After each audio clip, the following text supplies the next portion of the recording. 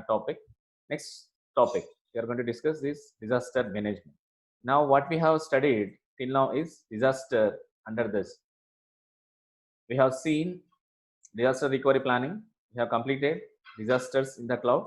Now, we are in the disaster management, means third topic. So, we have left two more topics, capacity planning and cloud scale. Now, we are discussing the third topic, disaster management. Now, how you are going to be manage this one? Now, plan is good. Disasters, how it will appear in the disaster in the clouds. That's also we have seen it. Now, the next task is how we are managing that through the four steps we have can we do. One is with the help of this monitoring, we can frequently monitor, and with the help of balancing the load balancer and recover automatically. If you lost your applications, automatically we can recover with the help of this APS, application server recovery, and database recovery. So these are the four different ways how a disaster management can be done. Now come to this, what actually the disaster management means. Means when a disaster has happened, now we have to take care with the help of some tools and processes.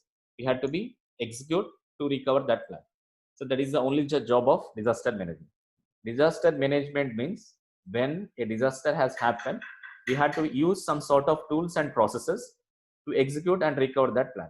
If you see the figure, this is this cycle of DM, that is the disaster management.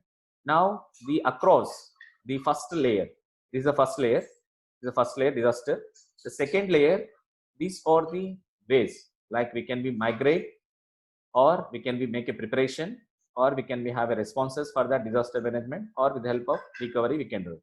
Now how you can be do is with the help of all this will be done, or in the this two migration and preparation can be done with the help of capacity planning and prior impact, and recovery and responses can be done with the help of reconstruction, restore, and emergency.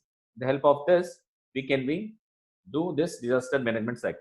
Among this we have already seen reconstruction, restoring.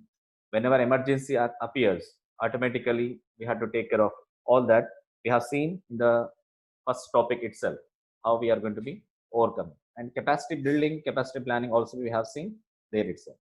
Now the first way of disaster management is monitoring. Monitoring is nothing but just we are going to observe. We have to observe where the failure, any failure in the execution, or where the failure is appear. So we can be do this. We need to monitor for failure at three levels. The first level is we have to take care of the APIs through the provisioning APIs. Like Amazon is providing some APIs, and EC2 also be there. EC2 web services APIs are there. With the help of this APIs, we can be monitor the failure, because we are just making some application programming interfaces. We can be put it and we can monitor that. We'll see one figure so that we can understand how this monitoring will be done. The second level where we have to monitor failure is where we have to create our own instances.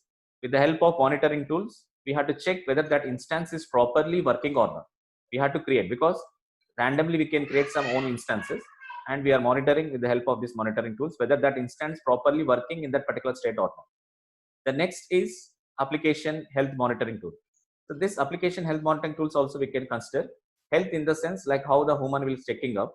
The same we have to be check up the diagnosis of the system, how the antivirus is up to date or not, whether it is a secure region or not, how the protocols they are going to using, which networks they are going to using. All this will be done with the help of this application health monitoring tools. So at these three levels, we had to monitor this cloud at API level, at creating our own instances, doing with the managing tools, monitoring tools, and we have help with the help of application health monitoring tools also we can do it. Now the second way is load balancer. Now load balancer, what you are doing is whenever any load is more on one region to another region, simply what we are doing is we are just launching a new load balance instance. How means I'll show you one small figure. If you see this one, this is a branch office here, and in this branch office we are going to using the LAN to connect this with the help of the different time zones. Now different customers are there over here, and this is another server load balancing in another way, another region. This is another region. Now to connect all this one, we are going to using this private cloud, our own VPC, virtual private cloud. So this VPC through internet, they are connecting based on their time zone, because this is a branch office maybe in India, this server will be in US, this server may be in Europe. That's why for every region, they are going to be connecting with the help of time zones, because in India currently now is at 10:30 approximately. Now it is not the same time in the different countries, right? So that's why for every part, there is a different time zones. All are connected with this private clouds. Now this will be taken by this server load balancing. If it is more load in on this server on this side, it automatically balancing to another server. So this will be maintained. Just we are launching a new load balancer instance. Just we are creating an object of that actual through AMI. This is through this AMIs we are making that, and we are how we are making notifying to the another region which is having the more load is through just with the help of IP addresses. Just we are sharing the IP addresses so that they can be accessed there. This is load balancing recovery. The third way of this is application server recovery. In application server recovery, we are going to be dealing with making any application will be failed. Many applications will be failed automatically. See in this figure, if any one application has to be failed. So this is a primary site. This is primary site, and this is the secondary. Any application server has done. This is actual flow. This is how actual flows is done. Now the load balancer is taking care of that. This client, application server client, is accessing this primary site. Now anything has happened here, anything has done, automatically with the help of this application server, we are jumping from the secondary site to access this, just diverting the application to this. So in this figure shows that we are creating different sites. Site means different locations. We are having a application servers. Anything happened to the actual one, deviating, and we are recovering automatically that application server and give the access to application client. So that is what we are discussed. Failed application server is more complex than the failed load balance. So recovering of a failed application server is slightly more complex than failed load balance. So what we are doing in the failed load balancer, just we are creating a new instance from there. Previously, just now we have seen an application server, then pass it to the configuration information.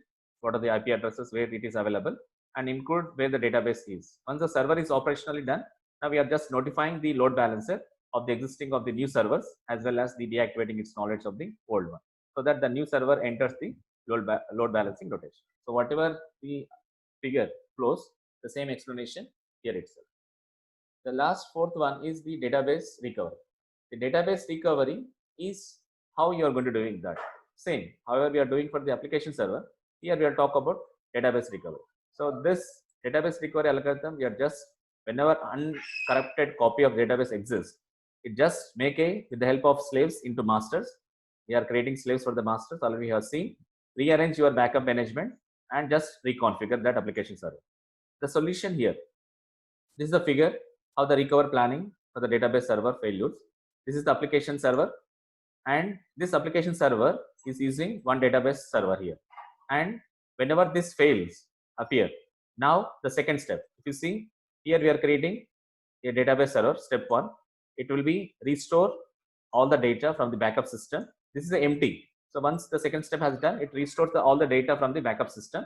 The third step, we are giving access. We are giving access here, configuring the app with the help of this. These are the 3 simple steps we have to do. This is just making a slave. Here the solution.